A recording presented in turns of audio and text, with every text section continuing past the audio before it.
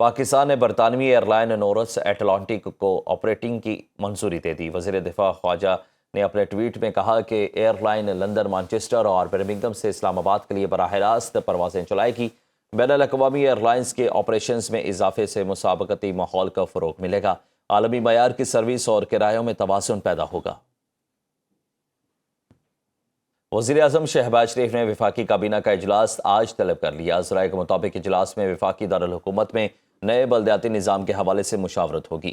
Chief commissioner اسلام آباد وفاقی کابینہ کو نئے بلدیاتی نظام پر خصوصی بریفنگ دیں گے۔ وفاقی کابینہ کی جانب سے پنجاب جیسا بلدیاتی نظام اپنائے جانے کا امکان ہے۔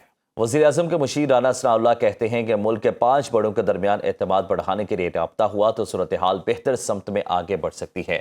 5 بڑوں میں نواز شریف، شہباز شریف، آصف علی زرداری، بانی پی ٹی آئی اور ایک اور شخصیت شامل ہیں۔ جب تک ان تمام کے درمیان اعتماد سازی کے لیے اقدامات نہیں ہوں گے، بریک تھرو نہیں ہوگا۔ ان کے اور عامر ڈوگر کے رابطوں سے بریک تھرو نہیں ہوگا۔ رانا ثناء اللہ نے مزید کہا کہ پی ٹی آئی 8 فروری کو پہیہ جام ہڑتال نہیں کر پائے گی۔ ایسا کرنے کی کوشش پر انہیں دھر لیا جائے گا، پھر یہ گلہ نہ کریں۔ تحریک انصاف احتجاج کی کال واپس لے۔ پاکستان اور بھارت میں جوہری تنصیبات کی فہرستوں کا تبادلہ۔ ترجمان دفتر خارجہ طاہر حسین اندرابی کا کہنا ہے کہ بھارت کا کوئی یک طرفہ اقدام سنتاس معاہدے کی حیثیت تبدیل نہیں کر سکتا۔ بھارت کی جانب سے دریائے چناب پر ڈیم بنانے کی منظوری پر پاکستان نے تفصیلات طلب کر لیں۔ متنازع بجلی منصوبے سے متعلق بھارت نے کوئی باضابطہ اطلاع نہیں دی۔ سنتاس معاہدے کے تحت منصوبے بننے سے پہلے تفصیلات شیئر کرنا ہوتا ہے۔ بھارت سنتاس معاہدے کی پاسداری کرے۔ پاکستان میں 257 بھارتی قیدی ہیں۔ دونوں ملک ان قیدیوں کی فہرستوں کا بھی تبادلہ کیا گیا۔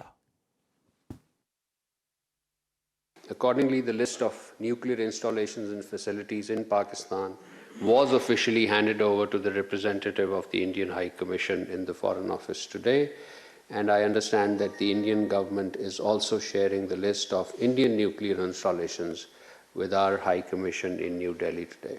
Accordingly, the government of Pakistan today handed over a list of 257 Indian prisoners, including 199 fishermen and 58 other civilians in India in Islamabad.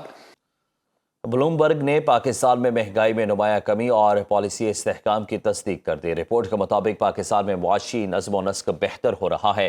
نومبر میں افراط زر 6.1% تھا، جو دسمبر میں کم ہو کر 5.6% پر آ گیا۔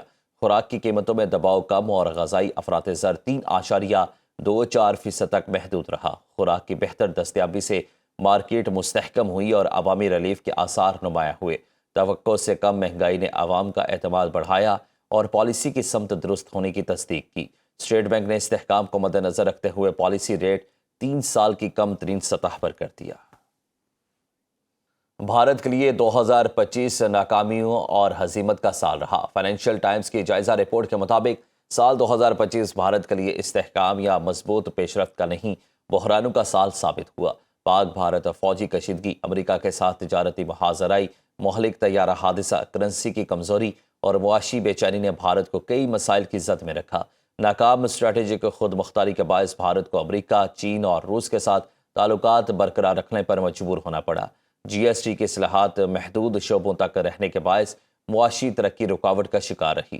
بھارت میں روپے کی گراوٹ اور تیل کی قیمتوں میں اضافے کی وجہ سے مزید معاشی بحران نظر آتا ہے۔